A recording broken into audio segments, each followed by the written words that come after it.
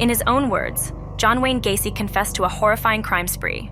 But what drove him to commit such heinous acts? We explore the twisted mind of the killer clown. Welcome to Bloodspot. If you're new here, hello. Make sure to hit that subscribe button and join us take you on a journey through the world of true crime that will leave you both horrified and intrigued. Who was John Wayne Gacy? John Wayne Gacy was a serial killer and rapist who murdered at least 33 teenage boys and young men in Cook County, Illinois, burying most under his house. Sometimes known as the killer clown for his habit of dressing in a clown costume and makeup, he had an abusive childhood and struggled with his homosexuality. He committed all the murders in his Norwood Park home, luring his victims there with the promise of construction work or some other ruse, then sexually assaulting and torturing them before killing them, usually by strangulation. John Wayne Gacy was born on March 17, 1942, in Chicago to John Stanley Gacy and Marion Elaine Robeson. His father, an auto repair machinist and World War veteran, struggled with alcoholism and beat John and his two sisters with a razor strap if they were perceived to have misbehaved.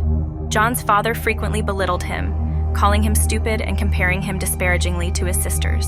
His psychosexual history began between the ages of 6 and 10, when a teenage daughter of one of his mother's friends reportedly undressed and played with him. He was molested at a young age by a family friend and contractor, and between ages 10 and 12, Gacy and a friend were accused of sexually fondling a young girl. A sickly, overweight, uncoordinated child, he was unable to perform at sports or bond with children his own age. He suffered alienation at school, unable to play with other children due to a congenital heart condition that was looked upon by his father as another failing. He experienced frequent seizures and blackouts as a teen and was regularly in and out of hospitals, though his father accused him of faking the ailments for attention. He later realized he was attracted to men and experienced great turmoil over his sexuality.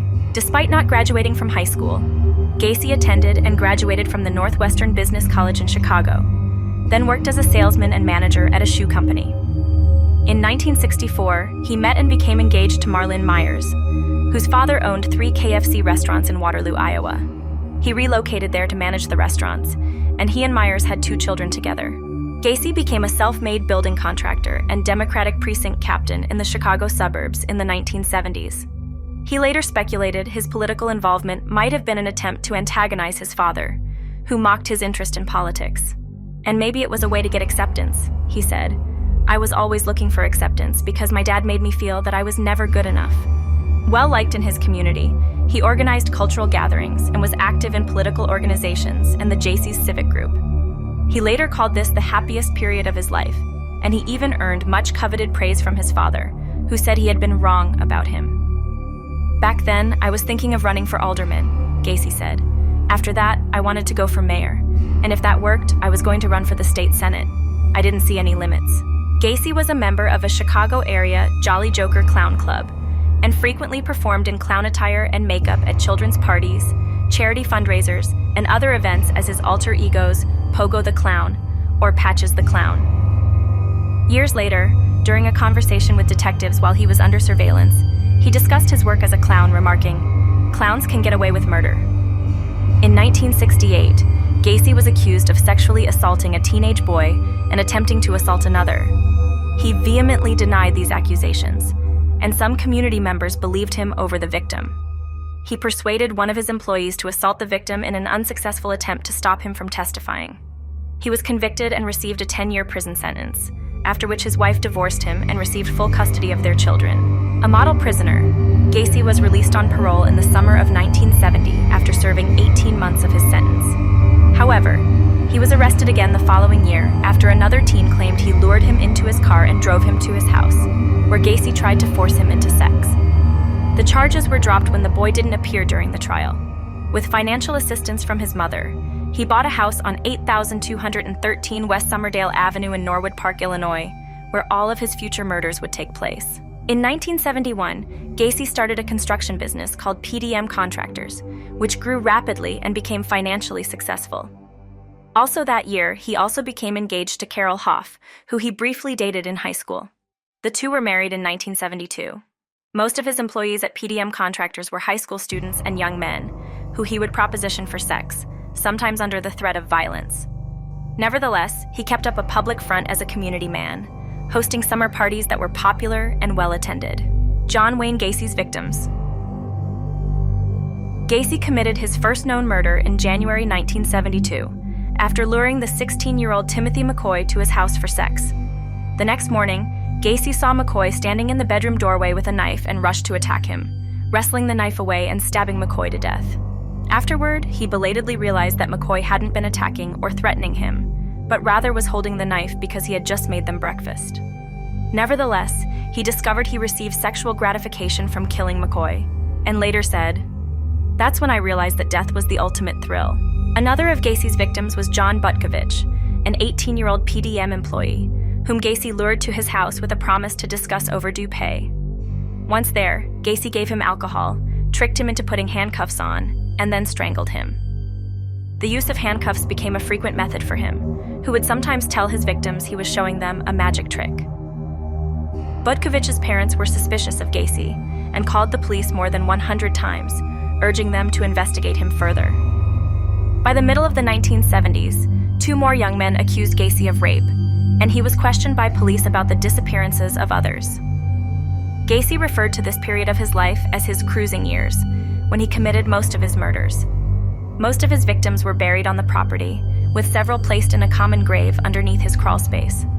One of his victims, a 17-year-old PDM employee named Gregory Godzik, told his family that Gacy had earlier ordered him to dig trenches in the crawl space at his home. Gacy later told police he arranged this work to create space for graves. After Godzik went missing, his family contacted Gacy, who told them that Godzik had confided to Gacy that he planned to run away from home. Gacy killed several more victims during this time period. One he left alive was Robert Donnelly, a 19-year-old college student he abducted from a Chicago bus stop. After bringing him to his house, he raped and tortured Donnelly, dunking his head repeatedly in a bathtub until he passed out and performing fake executions with a gun loaded with banks. Donnelly was in so much pain he begged Gacy to kill him, but Gacy let him go and warned him not to tell anybody. Donnelly reported him to the police, however. When officers investigated, Gacy said it was a consensual sex slavery encounter, and the police believed him. He killed another victim 1 month later.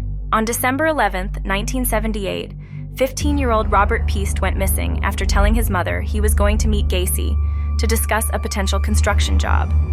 Peast's family filed a missing person report with the police, which led to a search of Gacy's house in Norwood Park. Authorities discovered several suspicious items there, including police badges, a pistol, hypodermic needles, pornographic films, and items that they later learned belonged to some of Gacy's victims. After a lengthy period of police surveillance and investigation, police discovered a receipt in Gacy's house that had belonged to Peast, contradicting Gacy's claim that he had no contact with Peast the day he went missing. This resulted in further searches of Gacy's house, eventually leading to the discovery of several trenches filled with human remains in the crawl space beneath his house. He eventually confessed to killing about 30 people. In 1979, months after Gacy's arrest, his house at 8213 West Somerdale Avenue in Norwood Park, Illinois was dismantled in an effort to find more evidence. The following year, the house and all structures on the property were demolished, and a new house was eventually built on the property. Gacy's trial began on February 6, 1980. With him having confessed to the crimes, the arguments were focused on whether he could be declared insane and thus remitted to a state mental facility. He spent hundreds of hours with doctors at the Menard Correctional Center in Chester, Illinois, and underwent a series of psychologist tests. He tried to argue he had multiple personality disorder, and that his mind was split between the personalities of a contractor, clown, politician, and police officer named Bad Jack. Gacy claimed Bad Jack hated homosexuality and viewed male prostitutes and some of Gacy's victims as scum, weak, stupid, and degraded. Gacy pleaded not guilty by reason of insanity, and he went to trial on 33 murder charges. The prosecution argued Gacy was sane and in control of his actions, pointing to the elaborate steps Gacy took to both prepare for and conceal his murders. These were certainly the acts of a man capable of premeditation, acting in his own best interest under duress, and recollecting the details of his criminal activities, said Chief Prosecutor William Kunkel. On March 12, 1980, after a short jury deliberation, Gacy was found guilty of committing 33 murders, and he became known as one of the most ruthless serial killers in American history. Gacy was imprisoned at the Menard Correctional Center in Chester for 14 years, appealing the sentence and offering contradictory statements on the murders in interviews. Although he had previously confessed, Gacy later denied being guilty of the charges and had a 900 telephone number set up with a 12-minute recorded statement declaring his innocence. After the U.S. Supreme Court refused to hear Gacy's final appeal in October 1993, an execution date was set for May 10, 1994, at the Stateville Correctional Center in Crest Hill, Illinois. Before his death, Gacy said the victims' families would get no comfort from his death and accused the state of murdering him. He also said, "I should never have been convicted of anything more serious than running a cemetery without a license." His last words were reportedly, "Kiss my ass." Gacy was executed by lethal injection. In the years since Gacy's arrest, there have been lingering concerns that he might have been responsible for the deaths of other people whose bodies have yet to be found. And when police uncovered human remains in his house in 1978, 8 bodies couldn't be identified.